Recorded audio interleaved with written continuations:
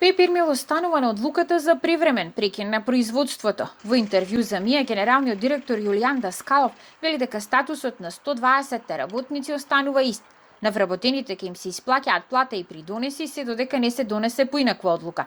Од фабриката за хартија велат дека се одлучиле на ваков чекор поради тоа што Државниот инспекторат за животна средина им издаде решение поради загадување на воздухот да не го користат котелот на пелети, туку производниот процес да го реализираат само со метан, што според нив е неисплатливо.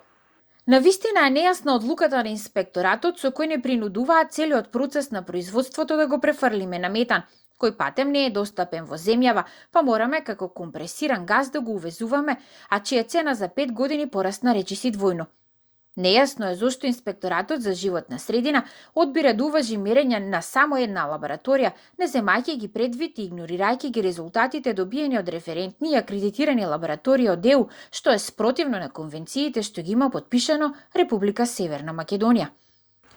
Од Државниот инспекторат за животна средина засега нема коментар на тврдењата на Пепирмил, но претходно изјавија дека одлуката се носи откако и последното контролно мерење на гасовите од фабричкиот тоџак на Пепирмил пред Нова година покажа надминување на граничните вредности на прашина и еглероден моноксид. Забраната да се користи котелот на пелети важи се додека не биде поставен нов филтер и загадувањето не се намали под граничните вредности.